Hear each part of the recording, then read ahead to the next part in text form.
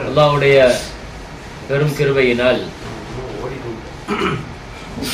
உம்ரா பயணத்தில் ஒரு பகுதியை நாம் நிறைவு செய்திருக்கிறோம். அல்ஹம்துலில்லாஹ் அல்ஹம்துலில்லாஹ். அல்லாஹு தஆலா இந்த புண்ணியமான இந்த பூமியில தரிசிக்கிற பெரும் நசீபை அல்லாஹ் தந்தான். இந்த பூமியில கால் வைக்கிற பாக்கியத்தை அல்லாஹ் தந்தான். சொர்க்கத்தினுடைய கற்களை பார்க்கிற பெரும் பாக்கியத்தை அல்லாஹ் தந்தான். முத்தமிடுகிற பாக்கியத்தை அல்லாஹ் தந்தான். அவன் அருள் பெற்று அந்த வீட்டை தவாப் செய்கிற பாக்கியத்தை தந்தான்.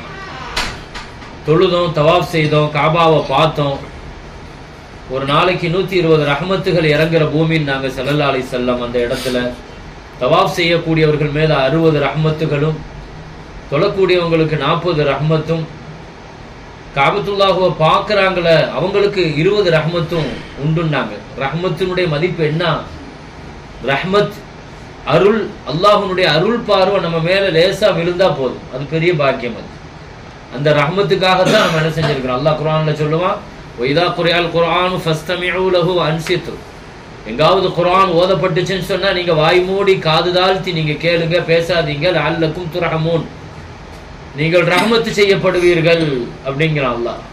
அப்போ அந்த காபத்துல்லாஹ்வுடைய பூமி புண்ணியமான பூமி, அதுல நம்ம பார்த்த ஒவ்வொன்றுமே பாக்கியமான, ஒவ்வொன்றுமே துவா கபூலாகிற ஒவ்வொரு இடங்கள்லையும் நின்று நம்ம துவா செஞ்சிருப்போம். 15 இடங்களுக்கு மேலாக இங்கே துவா கபூலாகிற இடங்கள் இருக்குது.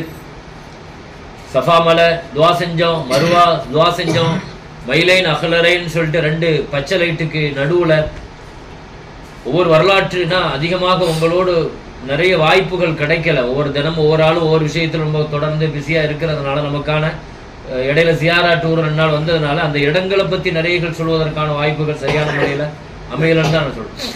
சஃபா மலை மருவா மலை இருக்குது, 2க்கும் மத்தியில் அந்த பச்சை ரைட்டு அது போடப்பட்டிருக்கிற அந்த இடத்துல ஏன் கொஞ்சம் வேகமா இது பண்றோம்? அதில் ஹாஜரா அம்மா அந்த இடத்துல வருகிற பொழுது அந்த இடம் ஒரு ஓடை, அது இறக்கம். அது அந்த இடம் மட்டும்தான் அப்போ இறக்கமா இருந்துச்சு. அந்த இறக்கத்தை தாண்டிட்டு அப்புறம் மேலே ஏறுற மாதிரி தான் இருக்கும். அப்போ அந்த மாதிரி அந்த இடங்கள் ரொம்ப முக்கியமான அந்த இடங்கள். அதுக்கு துவா கபூலாகிற இடம் மக்காமே இப்ராஹிம் அலைஹிஸ்ஸலாம். நான் சொன்னேன், நாங்கள் ஊரில் வச்சு சொன்னேன், அது வந்து ஒரு ஆட்டோமேட்டிக் லிஃப்ட் மாதிரி. அது அந்த கல் சொர்க்கத்துலேருந்து இறக்கப்பட்டு அதுக்கு மேலே நின்று தான் கட்டுனாங்க. கெட்ட பில்டிங் உயர அந்த கல் அப்படியே அதுக்கு தகுந்த மாதிரி எக்ஸ்டென்ஷன் பண்ணி கொடுத்துக்கிட்டே இருக்கும், ஹைட் ஆகிட்டே இருக்கும். அந்த காலில் வந்து அந்த அவங்களுடைய இப்ராஹிம் அலைஹிஸ்ஸலாத்தினுடைய காலை அல்லாஹ் பதிச்சான். ஏன் அல்லாஹ் அங்கே பதிச்சான்? இப்ராஹிம் அலைஹிஸ்ஸலாத்தினுடைய காலடி தடம் ஏன் அங்கே பதிக்கப்பட்டுச்சு தெரியுமா? அல்லாஹ்வுக்காக நடந்த கால். உலகத்தில் இப்படி ஒரு காலை நீங்கள் எங்கேயும் பார்க்க முடியாது. ஒரு தடவை அவங்க சிரியாவில் இருந்து இங்கே வந்துட்டு போகணும்னா 2000 கிலோமீட்டர், வரதுக்கு போகிறதுக்கு 2000 கிலோமீட்டர். 4 தடவை வந்துட்டு போயிருக்கிறாங்க இப்ராஹிம் அலைஹிஸ்ஸலாம். முதல்ல கொண்டு வந்து விடுறதுக்கு வந்தாங்க. இந்த ஹஜ்ஜினுடைய அமலு, இந்த இடம், இதெல்லாம் உருவானதனுடைய வரலாறு பார்த்தீங்கன்னா ரொம்ப ஆச்சரியமா இருக்கும். ஒரு பெண்ணினுடைய துவால உருவானது தான் இந்த ஹஜ்ஜை. யாரு ஹஜ்ஜை உருவாக்கி தந்தா? வரலாற்றில் எத்தனை பேர் நீங்க கேள்விப்பட்டிருப்பீங்கன்னு தெரியாது. சாரா அம்மான்னு சொல்லிட்டு ஒரு அம்மா இருந்தாங்க, இப்ராஹிம் அலைஹிஸ்ஸலாத்தினுடைய மனைவி. ஹாஜர் பீவியை தெரிஞ்ச அளவுக்கு சாரா பீவியை நிறைய பேருக்கு தெரியாது. ஆனா ஹஜ்ஜுக்கான காரணங்களே அவங்க தான். ஹாஜராங்கிற அந்த பெண்ணை இப்ராஹிம் அலைஹிஸ்ஸலாத்துக்கு கிஃப்டா கொடுத்தது சாரா அம்மா தான். அந்த அம்மா ஒரு பெரிய பக்தி உள்ள பெண்ணு. குர்ஆன்ல அல்லாஹ் தஆலா சொல்றான், உள்ள கிடையாது. ஹஜ்ரத் இப்ராஹிம் அலைஹிஸ்ஸலாத்துக்கும் சாரா அம்மாவுக்கு முதல்ல நிக்காஹ் முடிச்சது சாராவை தான். சாராவை நிக்காஹ் முடிச்சாங்க, குழந்தைகள் இல்லை. எங்க வகிக்கிறாங்க? சிரியாவில் வகிக்கிறாங்க. சிரியாவில் வசிச்சுட்டு இருக்கிறார். ஏன்னா வரலாறுகளை தெரிஞ்சுக்கணும். இந்த பூமி வரைக்கும் வந்துட்டு போயிட்டு நமக்கு இந்த வரலாறு தெரியலன்னா, சாரா அம்மா மூலமாக இங்க எப்படி நமக்கு ஹஜ்ஜு வந்துச்சு? நமக்கு தெரிஞ்சதெல்லாம் ஹாஜரா அம்மா தெரியும், இஸ்மாயில் அலைஹிஸ்ஸலாம் தெரியும், இப்ராஹிம் அலைஹிஸ்ஸலாம் தெரியும், இவங்க தானே தெரியும். இங்க வரதுக்கு காரணமான அந்த அம்மாவை பத்தி நிறைய பேருக்கு தெரியறது இல்லை. இந்த இடத்துல நம்ம அவங்கள நினைச்சு பார்க்கணும். சாரா அம்மாவை, இப்ராஹிம் அலைஹிஸ்ஸலாத்தினுடைய மனைவி, அவங்களுக்கு பிள்ளை இல்லை. அப்போ ரொம்ப பக்தியான ஆள், ரொம்ப இபாதத்தான ஆள் அந்த சாரா அம்மா. அப்போ அவங்கள கூப்பிட்டுட்டு ஒரு தடவை எகிப்துக்கு போனாங்க. ஒரு நீண்ட வரலாறு. இப்ராஹிம் அலைஹிஸ்ஸலாம் கணவன் மனைவி போனாங்க. எகிப்தினுடைய அரசன் இருக்கான பெரிய ரவுடி அவன். எகிப்தில் அந்த காலத்துல இருந்தே எகிப்தில் அந்த ஃபிரௌனிய குணம் இருந்துகிட்டே இருக்கும் அவங்கள்ட்ட. அதை பொதுவாகவே எகிப்து ஆள்றவனுக்கு பூராவுமே வந்து ஃபிரௌன் தான் சொல்லுவாங்க.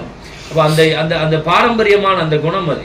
அப்போ இப்ராஹிம் அலைஹிஸ்ஸலாத்தினுடைய அந்த இதுல வந்து அந்த அவன் வந்து பெரிய ரவுடித்தனம் பண்ணி இந்த அம்மாட்ட தப்பா நடக்கிறதுக்காண்டி முயற்சி பண்ணப்போ இந்த அம்மா தொழுகைக்காக தக்பீர் கட்டினாங்க. ஸல்லல்லாஹு அலைஹி வஸல்லம் சொன்னாங்க, அவன் அந்த அம்மா பக்கம் கையை நீட்டும் போது அல்லாஹ் தஆலா அவன் கையை செயல்பட முடியாம அப்படி என்ன செஞ்சுட்டான், அல்லாஹ் முடக்கிட்டான். ஃபஸல்லத் யதஹு, 1க்கு 3 தடவை என்ன செஞ்சுட்டான், அந்த மாதிரி முடக்கப்பட்டதற்கு பின்னால அவன் விளங்கிட்டா, இவங்க ஏதோ பெரிய ஆள் போல தெரியுது, இவங்க தெரியாம நம்ம இவங்களை தப்பான முறையில் இது பண்ணிட்டோம்னு சொல்லிட்டு அந்த அரசன் என்ன செஞ்சான்னா, இந்த சாரா அம்மாவுக்கு ஹாஜர் பீவிங்கிற ஒரு அடிமை பெண்ணை அன்பளிப்பா கொடுத்தான். ஹாஜர் அம்மாங்கிறது யார்? அது அடிமை பெண்ணு. யாருடைய அடிமை? அந்த எகிப்தினுடைய அரசன் இருக்கிறான ஒரு காஃபிரானவன். அல்லாஹ் பாருங்க, ஒரு ஹஜ்ஜை ஒரு காஃபிரை வச்சு அல்லாஹ் ஹயாத்தாக்கி இருக்கிறான். ஹஜ்ஜு யாரை வச்சு? ஆனா இந்த பூமியில காஃபிர் வர முடியாது. ஆனா இந்த ஹஜ்ஜு ஹயாத்தானதும், காபா ஹயாத்தானதும், தவாப் ஹயாத்தானதும், இங்க ஒரு குடும்பம், ஜுர்ஹம்னு ஒரு குடும்பம், பாரம்பரியமான குடும்பம், இஸ்மாயில் அலைஹிஸ்ஸலாத்தினுடைய குடும்பத்தோடு டைய போச்சது, சம்பந்தம் பேசுனது, இப்படி உருவான இந்த வரலாற்று பின்னணியில ஹஜ்ரத் இப்ராஹிம் அலைஹிஸ்ஸலாத்தோடு சம்பந்தப்பட்ட சாரா பீவி புள்ள இல்ல, அவன் அன்பளிப்பா கொடுத்தான் ஹாஜர் பீவிய. இப்ராஹிம் அலைஹிஸ்ஸலாத்துக்கு இந்த அம்மா என்ன செஞ்சுட்டாங்க, நம்மளுக்கு தான் புள்ள இல்லையே, நீங்க கல்யாணம் முடிச்சுக்கங்கன்னு சொல்லி கொடுத்துட்டாங்க. ஒரு பெருந்தன்மை, சாரா அம்மாவுடைய பெருந்தன்மை என்ன, புள்ள இல்ல நமக்கு, அதனால நீங்க என்ன செய்யுங்க, நீங்க இன்னொரு நிக்காக முடிச்சுக்கங்கன்னு சொல்லிட்டு நீங்க ஹாஜர் பீவிய கல்யாணம் முடிச்சுக்கங்க. ஹஜ்ஜு உருவாகிறதுக்கு முன்னால இது அங்க நடக்குது. கல்யாணம் முடிச்சு அங்க வச்சிருந்தாங்க. அங்க வச்சிட்டு இருக்கும் போது தான் இவங்களுக்கு புள்ள இல்ல, இவங்களுக்கு புள்ள உடனே பிறந்துட்டு, இஸ்மாயில் அலைஹிஸ்ஸலாம் புள்ள பிறந்துட்டு. அப்போ இவங்களுக்கு குழந்தை பிறந்த உடனே பெண்களுக்கு இயற்கையாக இருக்கிற ஒரு ரோஷ உணர்வு இருக்கேதான், ரோஷம் இருக்கத்தானே செய்யும். அப்ப இருந்தாலும் ஒரே நேரத்துல வாழ முடியாது. அப்போ அந்த சாரா பீவியினுடைய ரோஷத்தை புரிஞ்சுக்கிட்டு இப்ராஹிம் அலைஹிஸ்ஸலாம் முடிவு பண்ணாங்க, இனிமே ஹாஜர் பீவியை இந்த எங்க குடி வைக்க முடியாது, சிரியாவில் என்ன செய்ய முடியாது, வைக்க முடியாது. அப்ப இவங்களையும் இவங்களுடைய பிள்ளையும் இஸ்மாயில் அலைஹிஸ்ஸலாத்தை வேற ஒரு பூமியில கொண்டு வைங்க அப்படின்னு அல்லாஹ்வுடைய உத்தரவு. இப்படிதான் கூட்டு வராங்க. எப்படி இந்த பூமிக்கு வந்தாங்க? கைரதி ஸரஇன்கிற அல்லாஹ், ஒரு சொட்டு தண்ணி கிடையாது, ஒரு சொட்டு தண்ணி கிடையாது. ஆனா இப்ராஹிம் அலைஹிஸ்ஸலாம் ஒரு சொட்டு தண்ணி இல்லாத பூமி, மனைவியையும் மகனையும் விட்டுட்டு கொஞ்சம் யோசிங்க, அன்னைக்கு ராத்திரி எப்படி கழிச்சிருப்பாங்க. ஹஜ்ரா அம்மாவனுடைய கைப்புள்ள இஸ்மாயில் அலைஹிஸ்ஸலாம் விட்டுட்டாரு, இவ்வளவு தூரம் கூட்டு வராரு. எவ்வளவு தூரங்க நடந்து, இவ்வளவு தூரம் கூட்டு வராரு. 4 ஃபுல்லா மலைக்கு நடுவுல கொண்டு காபத்துல்லாவும் கிடையாது, ஊரும் கிடையாது, மக்களும் கிடையாது, தண்ணி கிடையாது, வாழ்வாதாரத்துக்கு எதுவும் வழி இல்லை. திரும்பின பக்கம் பூரா பாலைவனம் கொண்டு விட்டார். அல்லாஹ்வுடைய உத்தரவு இதுதாங்கிறத விளங்கிட்டாங்க. ஜிப்ரீல் சொல்லிட்டாங்க, இந்த இடத்துல விட்டுட்டு போங்கன்னு சொல்லிட்டாங்க. இவர் திரும்புற நேரத்துல அது வரைக்கும் அந்த அம்மா ஒண்ணுமே கேட்கல.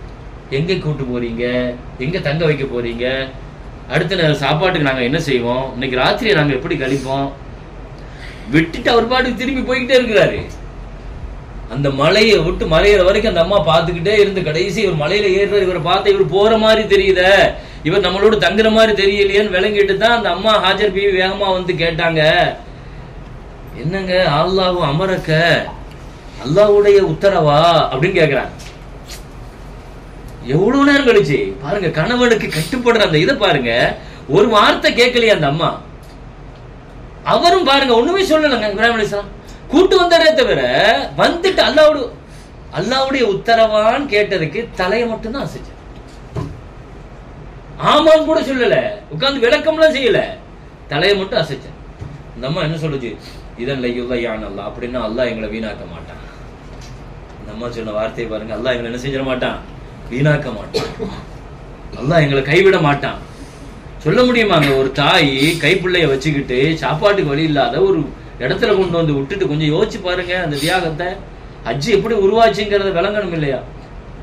அல்லாஹ் வீணாக்க மாட்டான்னு சொன்னது. இவர் அப்படியே போறாரு, போயிட்டு மனைவி மகனை அப்படியே திரும்பி பார்க்கிறார். இப்ராஹிம் அலைஹிஸ்ஸலாம் குர்ஆன்ல அல்லாஹ் சொல்றான், பார்த்துட்டு ஒரு துவா செஞ்சாராம், ரப்பி இன்னி அஸ்கன்து மின் ஸுர்ரிய்யதி பிவாத். சூரா இப்ராஹிம்னு ஒரு சூரா இருக்குது. அந்த சூரால அல்லாஹ் அவங்க கேட்ட துவாவை அல்லாஹ் சொல்றான், யா அல்லாஹ், ஆள் அரவம் இல்லாத ஒரு சின்ன ஒரு சொட்டு தண்ணி இல்லாத ஒரு பொட்டல் பூமியில என் குடும்பத்தை நான் தங்க வச்சுட்டு வரேன். ஆனா என்ன கேட்டாங்க தெரியுமா? 2 விஷயத்தை கேட்டாங்க. ஒண்ணு, தஹ்வி இலைஹிம், உலகத்தினுடைய எல்லா மக்களினுடைய இதயமும் இதன் பக்கம் திரும்பணும். கேட்க முடியுமாங்க? குர்ஆன் சொல்லுது தஹ்வி இலைஹிம். சூரா இப்ராஹிம் நீங்க எடுத்து பாருங்க, அல்லாஹ் அவ்வளவு தெளிவா சொல்றான், தஹ்வி இலைஹிம், இந்த பூமியை மேக்னெட் ஆக்குன்னுட்டான் அல்லாஹ், ஈர்க்கணும், இதயங்களை இழுக்கணும். அதுல கூட இப்ராஹிம் அலைஹிஸ்ஸலாம் கேட்ட வார்த்தை முஸ்லிம்கள்னு சொல்லல. முஸ்லிம்கள்னு சொன்னா காபத்துல்லா முஸ்லிம்களுக்கு மட்டும் இதயத்தோடு தொடர்பு இருக்குன்னு அர்த்தம். காபாவை பத்தி முஸ்லீம்களுக்கு மட்டுமா இதய தொடர்பு இருக்குது? நீங்க நான் முஸ்லீம்கிட்ட பேசி பாருங்க, காபத்துல்லாவை பத்தி மக்காவை பத்தி பேசி பாருங்க, எவ்வளவு பெரிய எதிர்ப்புல இருக்கட்டுமே. நிறைய நேரங்கள்ல மத்த சுத்தி பார்க்கும் போதெல்லாம் நம்ம ரொம்ப தெளிவா இருக்கிறோம். ஆனா பயானுன்னு ஆரம்பிச்ச உடனே ஒரு மாதிரியா ஒரு தூக்கம் ஒண்ணு வருது பாருங்க. அதை மட்டும் தான் என்ன ஒண்ணும் செய்ய முடியலையாது. நானும் பார்க்கதான் செய்யறேன். நான் நேத்து முந்தா நேத்து வந்து ஜியாரா டூர்ல போகும்போது கூட என் பக்கத்துல உட்கார்ந்துருக்கான் ஒருத்தன், அவன் யாரும் சொல்லுவான்டா, என் பக்கத்துல உட்கார்ந்து இருக்கான். சுத்தி பார்க்கும் போதெல்லாம் மலையில பாக்குறான். பயானதான் ஆரம்பிச்சா அந்த இடத்துல தூங்க ஆரம்பிச்சு. ஒண்ணுக்கு 2-3 தடவை அது நடக்குது. அதனால இப்ப நமக்கு நேரங்கள் ரொம்ப கம்மியா இருக்கிறதுனால ரொம்ப ஷார்ட் பீரியட் நான் இதை சொல்றேன். நம்ம அடுத்தடுத்து நம்ம ஹரமுக்கு போகணும், ரெடி ஆகணும், மதீனாவுடைய பயணங்கள் ரெடி ஆகணும், மதீனாவை பத்தி சொல்லணும். அதனால இதனுடைய ஒரு ஷார்ட்டா ஒரு காமனா 20 நிமிஷத்துல முடிச்சிடும். கொஞ்சம் சொல்ற விஷயத்த மட்டும் கொஞ்சம் கவனமா நீங்க கேளுங்க. இப்போ இப்ராஹிம் அலைஹிஸ்ஸலாம் 2 விஷயத்தை கேட்டாங்க. ஒண்ணு என்னன்னா, தஹ்வி இலைஹிம், யா அல்லாஹ் உலகத்தினுடைய எல்லா மனித இதயங்களையும் நீ இதன் பக்கம் நீ ஈர்க்க செய்ய அப்படின்னு சொல்லி கேட்டாங்க. இந்த கட்டடத்திற்கு என்ன இருக்கணும்? காபத்துல்லாவுடைய கட்டடம் ஏன் கருப்பா இருக்கு தெரியுமா? ஏன் கருப்பு கல்ல வச்சு கட்டப்பட்டுச்சு தெரியுமா? என்ன, கருப்புக்கு ஈர்ப்பு சக்தி இருக்கு. பிசிக்கலி நான் சொல்றது உள்ள ஆத்மார்த்தமானது அது ஒண்ணு இருக்குது. அல்ல அந்த ஈர்ப்பு வச்சிருக்கிறான் இதயங்களுக்கு. கருப்பு பார்த்திருக்கீங்களா? சூடு இருக்குது பாருங்க, அந்த கருப்பு பொருட்கள் அந்த மாதிரி சூடை ஈர்க்கிற தன்மை இருக்கும் கருப்புக்கு. இது இயற்கையாகவே அந்த சயின்டிபிக்கா நிரூபிக்கப்பட்ட விஷயம். அப்ப காபத்துல்லாஹுவை பிசிக்கலியும் ஈர்க்கணும், இதயபூர்வமாகவும் ஈர்க்கணும். ஒருத்தர் வந்து என்கிட்ட கேட்டாரு, நான் முஸ்லீம் தான், அவர் ஆசைப்படுறாரு. நீங்க மக்காவுக்கு போனா என்ன பண்ணுவீங்க? அவர் பாஷையை நம்ம சொல்லணும் இல்லையா? மக்காவுக்கு போனா அந்த கருப்பு கட்டடம் இல்ல, அதை நீங்க என்ன செய்வீங்க? நாங்க அப்படியே சுத்துவோம் அப்படின்னு சொல்லி. சும்மா சுத்ததான் செய்வீங்களா? வேற சும்மா அப்படி சுத்திக்கிட்டே இருப்பாங்க. 7 சுத்துவாங்க. சுத்துறதுனால என்னங்க? அப்படி சுத்துறதுனால அப்படி என்ன? அதுக்காக இவ்வளவு பேர் கோடி கோடியா போறீங்க அப்படின்னு அவர் பாருங்க கேட்டேன். நான் அவருக்கு விளக்கம் சொல்ற மாதிரி சொன்னேன். உங்க வீட்டுல வாஷிங் மிஷின் இருக்குதான்னு கேட்டேன். இருக்குதுன்னு சொன்னார். வாஷிங் மிஷின்ல துணியை போட்டு என்ன பண்ணுவீங்க? துணியை போட்டு அது சுத்தும். சுத்தினா என்ன ஆகும்? துணி சுத்தமாகும். அதே மாதிரி இதயம் சுத்தமாகும். அவருக்கு அப்படித்தானே சொல்ல முடியும். அவர் விளங்குற மாதிரி. ஏன்னா காபாங்கிறது மேல நிறைய நான் முஸ்லிம்ஸ் கூட என்ன வச்சிருக்கிறாங்க? ஒரு பெரிய ஈர்ப்பு வச்சிருக்கிறாங்க. ஏன்னா அது இப்ராஹிம் அலைஹிஸ்ஸலாம் கேட்ட துவா. அந்த துவாவுடைய பிரதிபலிப்பு நீங்க ஒவ்வொன்னையா நான் அவங்க கேட்ட துவாவெல்லாம் சொன்னா ஒவ்வொன்னு இன்னைக்கு உலகத்தில் நடக்கிற நிதர்சனமா பார்க்கலாம். 2வது கேட்டாங்க, வர்சுகுஹும் மினஸ் ஸமராத், உலகத்தில் எந்த பொருள் எங்க தயாரிக்கப்பட்டாலும், எந்த பழம் எந்த பூமியில விளைஞ்சாலும், எங்க ப்ராடக்டா இருக்கட்டும், ஆனா அது இந்த பூமிக்கு வரணும்னு கேட்டாங்க. ஒண்ணுமே இல்லாத பூமியில இப்ப கேட்டதல்ல, ஒண்ணுமே இல்லாத ஒரு சொட்டு தண்ணி இல்லாத பூமியில உலகத்துல எல்லா சீசன் பழமும் இங்க கிடைக்குது, எல்லா நாள்லயும் கிடைக்கும். அப்படிதானே? நீங்க சுத்தி இருக்கிற பூரா சைனா மேக்ல இருந்து ஜப்பான்ல இருந்து உலகத்துல எந்த பொருள் என்ன தயாரிச்சாலும் இந்த பூமிக்கு கண்டிப்பா வரும். அது ஃப்ரூட்ஸா இருந்தாலும், உணவு வகையா இருந்தாலும், தயாரிக்கப்பட்ட பொருளா இருந்தாலும், எல்லா பொருளும் இங்க கொண்டு வந்தோம்னு கேட்டாங்க. தன் குடும்பத்தை வச்சுட்டு கேட்டது. அதை அல்லாஹ் இப்ராஹிம் போயிட்டாங்க. பின்னால 2வது தடவை வந்தாங்க. அப்புறம் குர்பானி கொடுக்கறதுக்கு வந்தாங்க. பிறகு காபத்துல்லா கட்டுறதுக்கு வந்தாங்க. நான் எதுக்கு சொல்ல வரேன்னா, மக்காம இப்ராஹிம்ங்கிற காலடி அல்லாஹ் ஏன் பதிச்சு வச்சான்னா, அதுல பாடம் என்ன தெரியுமா? உலகத்துல அல்லாஹ்வுக்காக தியாகம் செஞ்சு நடந்த கால் அது. நம்ம அந்த தடத்தை பார்க்கும்போது நம்ம மனசுல என்ன வரணும்? ரப்புக்காக நம்ம என்ன செஞ்சாலும் அல்லாஹ் அதை என்ன செய்ய மாட்டான், வீணாக்க மாட்டான். அத்தனை பேருக்கும் அல்லாஹ் காட்சியா வச்சிருக்கிறானே. சவுதி கவர்மெண்ட எத்தனையோ விஷயங்களை நாங்க வந்து எக்ஸ்டென்ஷன் பண்றோம்னு சொல்லிட்டு நிறைய அடையாள சின்னங்களை வந்து என்ன செஞ்சிட்டு இருக்கிறாங்க, மாத்திட்டு இருக்கிறாங்க. நீங்க இன்னைக்கும் கூட மேராஜ் போன இடம் அதே காபத்துல்லால இருக்குது. ஆனா அதை பாத்திரக்கூடாதுங்கிறதுக்கு அதுல என்னமெல்லாம் செஞ்சிட்டு இருக்கிறாங்க தெரியுமா? ஒரு சின்ன அடையாளம் இருந்துச்சு. என்னென்ன அடையாளங்களை எப்படி எல்லாம் மாத்த முடியுமா? ரசூலுல்லாஹ் பிறந்த இடங்கள்ல இருந்து ஒவ்வொரு மக்காம் இப்ராஹிம் கை வைக்க சொல்லுங்க பார்க்கும். மக்காமே இப்ராஹிம்ங்கிறது ஹஜ்ஜினுடைய பிரதானமான அடையாளம் அது. ஏன்னா அல்லாஹ் தெளிவா குர்ஆன்ல சொல்லிட்டான். மக்காவுல அல்லாஹ் அடையாள சின்னங்கள் நிறைய இருக்குதுன்னு சொல்லிட்டு முதல்ல மக்காமே இப்ராஹிம் தான் சொல்றான் அல்லாஹ். அதனால அந்த இடங்கள் அல்லாஹ்வுக்காக நடந்த கால்கள், அந்த ஹஜ்ஜுக்கு காரணமான ஹாஜர் பீவி, இஸ்மாயில் அலைஹிஸ்ஸலாம் எல்லாம் அங்க அடக்கம் செய்யப்பட்டவங்க, எல்லாம் அந்த மத்தாஃபுக்குள்ள இருக்கிறவங்க தான். ஆனா இதனுடைய ஹஜ்ஜினுடைய கதாநாயகராக இப்ராஹிம் அலைஹிஸ்ஸலாம் இங்கே இருக்கிறாங்க. ஹேர் அல்ஹம்துலில்லாஹ், அந்த பூமிக்கு நம்ம வந்தோம். அல்லாஹ் தஆலா இப்படி மக்காம் இப்ராஹிமை பார்க்கிற நசீபை தந்தா. ரெண்டும் அது சொர்க்கத்திலிருந்து வந்த கல், ஹஜ்ருல் அஸ்வத் மட்டும் கிடையாது. இந்த இடத்துல நான் சொல்லிக்கிறேன், ஹஜ்ருல் அஸ்வத் கல்லுங்கிறது நீங்க அந்த கார்னர்ல பாக்குற அந்த கருப்பு கலர்ல இருக்குது பாருங்க, அது பூராவுமே ஹஜ்ருல் அஸ்வத் கல்லு கிடையாது. ஹஜ்ருல் அஸ்வத் கல்லுங்கிறது 8 பீஸ், சின்ன சின்ன பீஸா இருக்கும். ஒரே ஒரு பீஸ் மட்டும்தான் ஒரு பேரித்தம்பளத்தினுடைய கொட்டையினுடைய அளவு இருக்கும். மீதி எல்லாம் அதை விட சின்ன சின்ன துகள் தான், சின்ன சின்ன பீஸ். 8 பீஸ், அது மொத்த ஒரு கல்லா தான் வந்துச்சு. அதுக்கு பின்னால வரலாற்றுல, காபாவுடைய வரலாற்றுல நிறைய காபா மேல தாக்குதல் நடத்தி இருக்கிறாங்க. எதிரிகள் ஹஜ்ருல் அஸ்வத் கல்லை கொள்ளையடிச்சுட்டுலாம் போயிருக்கிறாங்க. கிட்டத்தட்ட 20 வருஷம் காபத்துள்ளால ஹஜ்ருல் அஸ்வத் கல் இல்லாம இருந்துச்சு. தாத்தாரியர்களுடைய வரலாறுகள் நீங்க ஹிஸ்டரியை படிச்சு பார்த்தீங்கன்னா அவனுடைய வரலாறு ரொம்ப முக்கியமான வரலாறு. ஹிஜ்ரி 10ஆம் நூற்றாண்டு நினைக்கிறேன். அந்த நூற்றாண்டு அந்த தாத்தாரி ஈராக்ல இருந்து ஒரு பெரிய கூட்டம் வந்தாங்க. கராமித்தாக்கள்னு ஒரு கூட்டம் உள்ள நுழைஞ்சான். கராமித்தாக்கள் ஈராக்ல இருந்து ஒரு பெரிய ரவுடி கும்பல் உள்ள நுழைஞ்சு இருக்கிற மத்தாஃப்ல இருக்கிற அத்தனை பேரையும் என்ன செஞ்சாங்க, சுட்டாங்க. காபத்துல்லாவை தீ வச்சு கொளுத்தினாங்க. காபத்துல்லா இதை வந்து என்ன செஞ்சானுங்க, அபாபில் பறவை எங்கே அப்படின்லாம் வந்து கொக்கரிச்சானுங்க அந்த வரலாற்றுல.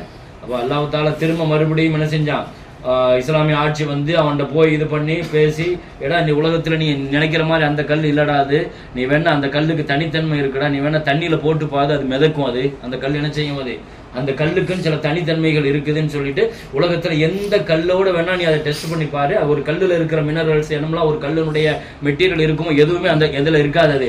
அது இங்க இருந்து வந்த கல்லு இல்லைன்னு சொல்லிட்டு பிரான்ஸுக்கு கொண்டு போய் ஆய்வு செய்யப்பட்டு ஆய்வுல நிரூபிக்கப்பட்டு மீண்டும் என்ன செஞ்சிச்சு, அதுக்குள்ள துண்டு துண்டா உடைச்சு என்ன செஞ்சுட்டாங்க. அப்ப 8 துண்டுகள் வந்து அது பின்னால அது பதிக்கப்பட்டு அதை சுத்தி இருக்கிற பீடிங் அந்த ஒரு வெள்ளை கலர்ல என்ன செய்யப்பட்டிருக்கும், அது வெள்ளி பீடிங் என்ன செய்யப்பட்டிருக்கு பின்னால. அந்த ஹஜ்ருல் அஸ்வத் கல், மகாம் இப்ராஹிம், இந்த ரெண்டுமே சொர்க்கத்திலிருந்து வந்த கல். ரெண்டுமே என்னது, சொர்க்கத்திலிருந்து வந்த கல். அல்லாஹ் தாலா இந்த பூமியில நம்ம நிறைய பாக்குற நசீபத்தம் தான், நிறைய அமல் செஞ்சோம், தவாப் செஞ்சோம், குர்ஆன் ஓதி இருக்கிறோம், சதக்கா வச்சிருக்கிறோம், சில பேர் நோன்பு வச்சிருக்கிறோம், எல்லா அமலையும் அல்லாஹ்வுடைய கிருபையில செஞ்சிருக்கிறோம். ஆனா எத்தனை பேர் ஒரு குர்ஆன் ஏற்கனவே அங்கேயிருந்து வரும்போது சொன்னேன், குறைஞ்சபட்சம் ஒரு குர்ஆனாவது முடிக்கணும்னு சொன்னேன். எத்தனை பேர் எத்தனை ஜூஸ் முடிச்சிருக்கீங்க, முடிச்ச வரைக்கும் ஹைர் அல்ஹம்துலில்லாஹ். மீதி இருந்தால் மதிய நாள் வச்சாவது என்ன செஞ்சிருங்க, இந்த பயணத்துல கண்டிப்பா ஒரு குர்ஆனை நீங்க முடிக்கணுங்கிற நியத்துல ரொம்ப உறுதியா இருங்க. குர்ஆன் ஓத தெரிஞ்சவங்க, அதே மாதிரி திக்ர், இஸ்திக்ஃபார், ஸலவாத் எவ்வளவு ஹைர் அல்ஹம்துலில்லாஹ். இப்போ நம்ம அடுத்து இன்னொரு முக்கியமான ஒரு பயணத்திற்கு நம்ம தயாராகிறோம். மதீனாவினுடைய பயணம். இஸ்லாம் பிறந்தது வேணா மக்காவில் இருக்கலாம், ஆனா இஸ்லாம் வாழ்ந்ததும் வளர்ந்ததும் மதீனாவில். இஸ்லாம் பிறந்ததுதான் எங்க, மக்கா. இஸ்லாம் வாழ்ந்தது வளர்ந்தது, இஸ்லாத்துக்கு இப்படி ஒரு வாழ்க்கையை கொடுத்தது அன்சாரிகள், மதீனாவாசிகள் தான். உலகத்தில் அகதிகளுக்கு இவ்வளவு பெரிய வாழ்க்கையை கொடுத்தது மதீனாவாசிகள் மட்டும்தான். அகதிகளுடைய நிலைமை என்ன நம்ம பார்க்கத்தான் செய்யறோம். மக்காவில் இருந்து புறப்பட்டு போன அந்த அகதிகளுக்கு உலகத்துல நான் என் குடும்பத்தை தரேன், என் வீட்டை தரேன், என் விவசாய நிலத்தை தரேன், நான் 2 மனைவி வச்சிருக்கேன், ஒரு மனைவியை தலாக்கு விட்டு உங்களுக்கு சொந்தமாக்கி தரேன். உலகத்துல அன்சாரிகள் மாதிரிலாம் நம்ம எல்லாம் வந்து சதக்கா கேட்டா 10 ரூபா கொடுப்போம், 100 ரூபா கொடுப்போம், ஆனா வீட்டையுமாக கொடுப்பாங்க உலகத்துல. அல்லாஹ் குர்ஆன்ல மெச்சு போய் சொல்றான். குர்ஆன்ல அன்சாரிகள் தியாகத்தை பத்தி அல்லாஹ் குர்ஆன்ல அவ்வளவு அழகா பேசுறான். அது தாருல் ஈமான், அது இந்த பூமி, இது ஈமானுடைய பூமி, அது தாருல் ஹிஜ்ரத். அது எஸ்ரிபுன்னு அதுக்கு முன்னால் ஒரு பேர் இருந்துச்சு. ஸல்லல்லாஹு அலைஹி வஸல்லம் சொல்லிட்டாங்க அது எஸ்ரிபு கிடையாது, அது எஸ்ரிபுன்னா அது பழிக்கப்பட்ட பூமின்னு அர்த்தம். ஏன்னா ஆரம்பத்துல வரலாற்றுல அப்படி பேர் வச்சிருந்தாங்க. ஸல்லல்லாஹு அலைஹி வஸல்லம் அது என் பூமி, அது தாபா தைபா, அது பரிசுத்தமான பூமின்ட்டாங்க. எஸ்ரிபுன்னு யாராவது இனிமே அந்த பூமிக்கு பழைய பேரை சொன்னா கூட அவன் இஸ்திக்பார் பண்ணணும்ட்டாங்க ஸல்லல்லாஹு அலைஹி வஸல்லம். நபி ஸல்லல்லாஹு அலைஹி வஸல்லம் ரொம்ப நேசிச்ச பூமி. மக்கா விட்டு போகும்போது சொல்லிட்டு போனாங்க, யா அல்லாஹ் எனக்கு பிரியமான ஊர்ல இருந்து என்ன வெளியாக்குறேன், ஆனா உனக்கு பிரியமான ஊர்ல என்னை வாழவைன்னு சொன்னாங்க. மதீனா தான் முஸ்லிம்களுடைய அரசியல் களத்தினுடைய தலைமை. அது முஸ்லிம்கள் அரசியல் ரீதியாக பெரிய பவர்ஃபுல்லாக வாழ்ந்த மதீனா. அரசியல் சட்டம்ங்கிறது அங்கிருந்து தான் அமலுக்கு வந்துச்சு. ஸல்லல்லாஹு அலைஹி வஸல்லம் அரசியல் சாசனம் எழுதுனாங்க. 52 மதீனாவினுடைய சாசனம் உண்டு. அது மதீனாவுடைய அரசியல் சாசனம். நபி ஸல்லல்லாஹு அலைஹி வஸல்லம் மதீனாவுக்கு வந்தாங்க. ஹைர் அல்ஹம்துலில்லாஹ். இப்போ மதீனாவுடைய வரலாறுகளை மதீனாவை வச்சு நம்ம தேவைப்படும் போது சொல்லிக்கலாம். என்ன அமல் செய்யணுங்கிறத மட்டும் நான் சொல்லிடுறேன். இப்போ நம்ம இன்ஷா அல்லாஹ் அப்படி கிருபையில போகிறோம். மதீனாவுக்கு போகிறதுக்கு முன்னால 2 விஷயங்கள் ரொம்ப முக்கியம். அது 3 விஷயம் யோசிச்சு, 3 விஷயம். முதலாவது விஷயம் என்னன்னா சதக்கா செய்யணும். ஸல்லல்லாஹு அலைஹி வஸல்லம் சந்திக்க போறதுக்கு முன்னால என்ன செய்யணும், சதக்கா செய்யணும். இது குர்ஆன்ல அல்லாஹ் தஆலா சொல்றான், இதான் நாஜித்தும் ரசூல ஃபகத்திமு பைன யதை நஜ்வாக்கும் சதக்கா. அப்படி ஒரு சட்டம் முன்னால இருந்துச்சு, குர்ஆன் சொல்லுது. அதனால ஸல்லல்லாஹு அலைஹி வஸல்லம் சந்திக்க போறதுக்கு முன்னால சதக்கா செய்யணும். 2வது விஷயம், நபிகள் நாயகம் ஸல்லல்லாஹு அலைஹி வஸல்லம் மேல ஸலவாத் ஓதணும். எவ்வளவு இப்ப எப்படி அங்கிருந்து நம்ம ஹஜ்ஜுக்கு வரும், உம்ராக்கு வரும்போது தல்பியா எப்படி முக்கியமோ, மதீனாவுடைய பூமிக்கு என்ன முக்கியம், ஸலவாத். நீங்க இங்க ஆரம்பிக்கிற ஸலவாத் தான். ஸலவாத் என்ன ஸலவாத் உங்களுக்கு தெரியுமோ, அது அத்தையாத்தினுடைய ஸலவாத், தரூத் ஸலவாத் ஓதுங்க, அல்லது ஸல்லல்லாஹு அலைஹி வஸல்லம் ஸலவாத் ஓதிக்கிட்டே இருங்க. ஸலவாத்தினுடைய சிறப்புகளும் நன்மைகளும் அல்லாஹ்வுக்கு அது தனித்துவமான தனி. ஸலவாத் எவ்வளவு அதிகமா ஓதுமோ ஓதுங்க. 2வது இது 2வது. அதே மாதிரி இஸ்திக்ஃபார், பாவ மன்னிப்பு, அதிகமா இஸ்திக்ஃபார். இந்த 3ம் மதீனாவுடைய பயணத்துல இருக்கணும். இன்னும் நான் இன்னொரு வார்த்தை சொல்றேன், மக்கா மாதிரி கிடையாது மதீனா. ஏன்னா மக்கால அல்லாஹ்வுடைய ஜலாலியத் இருக்கும். மதீனால ஜமாலியத்து, ஜலாலியத்து ஜமாலியத்து என்ன அர்த்தம்னா, ஜலாலியத்துல மக்கா நீங்க பாத்தீங்கன்னா ஒரே சத்தம், கூப்பாடு, அப்படி இப்படி அதை தட்டுவான் இதை தட்டுவான், கூவன் சத்தம் போடுவான். இது அப்படி மதீனால என்ன செய்யாது. அது கம்பீரமான பூமி மக்கா. ஏன்னா இங்க அபூஜெயிலும் அபூலாபும் இவன்லாம் வாழ்ந்த பூமி அது, அப்படிதானே. அங்க அன்சாரிகள் வாழ்ந்த பூமி. பாரம்பரியமும் பரம்பரையும் என்னவோ அதுதான் பிரதிபலிக்கும். இங்க அப்படி சத்தம் இருக்கும், முரட்டுத்தனம் இருக்கும். இங்க எல்லாம் என்ன செய்வான், ஏதாவது ஒண்ணு ஆஜி அவன் சொல்றதுலேயே ஒரு பெரிய இடம் செஞ்சிருக்கும். மதீனால கனிவு இருக்கும், அமைதி இருக்கும், அமைதி இருக்கணும்.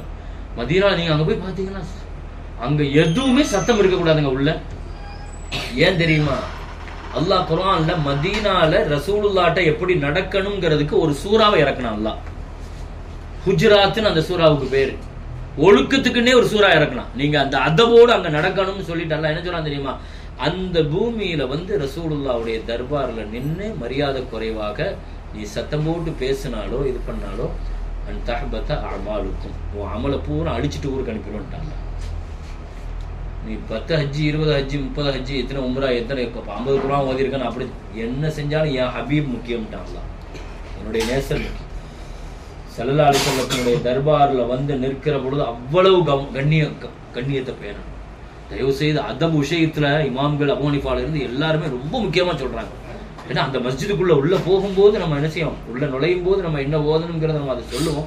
ஆனா அந்த அந்த அதபுகளை, ஒழுக்கத்தை, கண்ணியத்தை, தயவு செய்து ரசூலுல்லாஹ்வுடைய மரியாதையை மனசுல பேணி என்ன செய்யணும். உலகத்துல அந்த நபி ஸல்லல்லாஹு அலைஹி வஸல்லம் சொர்க்கம்ங்கிறது உலகத்துல ஒரே உலகத்துல தான். சொர்க்கம் எங்க இருக்குது, மதீனால மட்டும்தான் சொர்க்கம் இருக்கு. உலகத்துல வேற எங்கேயுமே சொர்க்கம் கிடையாது. சொர்க்கம் இருக்கிற ஒரு பூமி நீங்க எத்தனை கோடி செலவு பண்ணாலும் சொர்க்கத்துக்கு போக முடியுமா? சொர்க்கத்துக்கு போகணும்னா மதீனாவுக்கு போனா மட்டும்தான் சொர்க்கம். ஏன்னா அது தெளிவா சொல்லிட்டாங்க, ரௌதத்தும் மின் ரியாதில் ஜன்னாதி, அது சொர்க்க பூமி. அது அந்த இடத்துல போய் காலை வச்சுட்டோம்னா சொர்க்கத்துக்குள்ள உள்ள நுழைஞ்சிட்டீங்கன்னு அர்த்தம். ஸல்லல்லாஹு அலைஹி வஸல்லம் சொன்னாங்க, என் பக்கத்துல இருக்கிற ஜன்னத்துல் பக்கி முஸ்லிம் கபருஸ்தான் இருக்குது. 10,000 சஹாபாக்கள் அடக்கம் செய்யப்பட்டிருக்கிறாங்க. ரசூலுடைய மனைவிமார்கள் அடக்கம் செய்யப்பட்டிருக்கிறாங்க. நபியினுடைய அகல பைத்து குடும்பத்தார்கள் அடக்கம் செய்யப்பட்டிருக்கிறாங்க. ஸல்லல்லாஹு அலைஹி வஸல்லம் சொல்லுவாங்க, நாளை முதல்ல அல்லாஹ் என்னத்தான் எழுப்புவான் கபர்ல இருந்து, அதுக்கு பின்னால ஜன்னத்துல் பக்கியில அவங்க எழுப்பப்படுவாங்கன்னாங்க. ஜன்னத்துல் பக்கியில இருந்து மாத்திரம் 70,000 பேர்கள் கேள்வி கணக்கு இல்லாமல் சொர்க்கத்துக்கு அனுப்பி வைப்பாங்க ஸல்லல்லாஹு அலைஹி வஸல்லம். அந்த பூமி பாக்கியமான பூமி. அது எத்தனையோ சஹாபாக்கள் எத்தனையோ பேர் அங்க மூத்தாகணும்னு ஆசைப்பட்டிருக்கிறாங்க. நபி ஸல்லல்லாஹு அலைஹி வஸல்லத்துடைய பூமியில கண்ணியத்தை பேணணும். ரசூலுடைய ரவுலால அங்க போய் நின்று நம்ம போய் சலாம் சொல்லுகிற பொழுது சலாம் சொல்ற முறைகள்லாம் இருக்குது. அஸ்ஸலாமு அலைக்க அய்யுஹன் நபியு வ ரஹ்மத்துல்லாஹி வ பரகாத்துஹு, இதெல்லாம் நீங்க என்ன செய்யணும், முன்னாலே மனப்பாடம் பண்ணணும். சொல்லும் போதெல்லாம் அப்புறம் கவனம் இல்லாமல் இருந்துட்டு அப்புறம் அந்த சமயத்தில் அசத்தி எப்படி சலாம் சொல்ல சொன்னீங்கன்னு அங்கே நின்று கேட்டுட்டு இருக்கக்கூடாது. நீங்கள் அங்கே நின்று கேட்டால் யாருமே எதுவும் சொல்ல மாட்டேன். திரும்பவும் சொல்லிட்டு அந்த இடத்துல வச்சு நீங்கள் என்ன செய்யக்கூடாது. நீங்க காபத்துல்லா கிட்ட வச்சு நீங்க ஏதாவது சட்ட கிட்ட கேட்டீங்கன்னு சொல்றதை பத்தி வேற விஷயம். ஆனா அங்க இருந்துகிட்டு இது எப்படி அசத்து அது எப்படி அசத்துன்னு சொல்லிட்டு அந்த இடத்துல அது கண்ணிய குறைவாது. அதனால சொல்லும் போது அந்த சட்டத்தை நீங்க கவனமா கேட்டுக்கங்க. நீங்க சலாம் சொல்றதுக்கெல்லாம் பெரிய அளவுல இது பண்ணணும். தொழுகையில நீங்க ரசூலுல்லாஹ்வுக்கு தானே சலாம் சொல்றீங்க. அஸ்ஸலாமு அலைக்க அய்யுஹன் நபியு வ ரஹ்மத்துல்லாஹி வ பரகாத்துஹு, இந்த சலாமையும் சொல்லுங்க. உங்களுக்கு தேவைப்பட்ட அஸ்ஸலாமு அலைக்க யா ரசூலல்லாஹ், யா ஹபீப் அல்லாஹ், யா ஷஃபியல் முத்னிபீன் சொல்லிக்கலாம். அதுக்கு அடுத்து அதற்கு அபூபக்கர் ரலியல்லாஹு சலாம் சொல்லு. அஸ்ஸலாமு அலைக்க யா அபூபக்கர் ரலியல்லாஹு, அஸ்ஸலாமு அலைக்க யா உமர் ரலியல்லாஹு அன்ஹு, ரலியல்லாஹு அன்ஹு சேர்த்து சொல்லணும். அதுக்கு பின்னால அந்த சலாம் சொல்ற விஷயத்துல நம்ம நிச்சயம் கவனமாக இருக்கணும். நபிகள் நாயகம் ஸல்லல்லாஹு அலைஹி வஸல்லத்துக்கு சலாம் சொல்ல போறதுக்கு முன்னால ஒரு 3 விஷயத்தை கவனத்துல வச்சுட்டு உள்ள போகணும். என்ன விஷயம்? முதலாவது ஸல்லல்லாஹு அலைஹி வஸல்லத்துக்கு நாம 3 துஆ செய்யணும். நம்ம ஏற்கனவே சொல்லியிருக்கோம். முதல் துஆ என்னன்னா, யா அல்லாஹ் எங்க நபிக்கு உலகத்துல வாழ்ந்த எல்லா நபிக்கு கொடுக்கிற கூலியில சிறந்த கூலி எங்க நபிக்கு கொடுன்னு கேட்கணும். இது முதல் விஷயம். 2வது விஷயம் ஸல்லல்லாஹு அலைஹி வஸல்லத்துல சொல்லணும், யா ரசூலல்லாஹ் உங்களுக்கு தந்த அந்த நபித்துவத்தையும் ரிசாலத்தையும் நீங்க எங்களுக்கு எத்தி வச்சிட்டீங்க அப்படின்னு நம்ம சாட்சி கொடுக்கணும் ரசூலுல்லாஹ். இது 2வது சாட்சி கொடுக்கலாம். 3வது ஸல்லல்லாஹு அலைஹி வஸல்லத்துக்கு மகாமே மஹமூதா அப்படின்னு ஒரு பெரிய அந்தஸ்து இருக்குது இல்லையா? பாங்கு துவா ஓதும் இல்லையா? அல்லாஹ் அந்த மகாமே மஹமூதாங்கிற அந்தஸ்தை எங்க ரசூலுல்லாஹி ஸல்லல்லாஹு அலைஹி வஸல்லத்துக்கு கொடு நீ அப்படின்னு இந்த 3 துவாவை ரசூலுல்லாஹ்வுக்காக கேட்டுட்டு தான் நம்ம ரசூலுல்லாஹ் ஸலவாத் ஓதிட்டே போய் ரசூலுல்லாஹ்வுக்கு முன்னால போய் நின்று அஸ்ஸலாத்து வஸ்ஸலாமு அலைக்க யா ரசூலல்லாஹ்னு சொல்லிக்கலாம். எந்த முறையில் உங்களுக்கு ஸலவாத் சொல்ல முடியுமோ சொல்லுங்க. இன்ஷா அல்லாஹ் மேற்கொண்டு இந்த விஷயங்கள் பயண ஏற்பாடுகள் போன்ற விஷயங்களை ரசூலுல்லாஹ் சொல்லுவாங்க இன்ஷா அல்லாஹ் கரெக்டாக.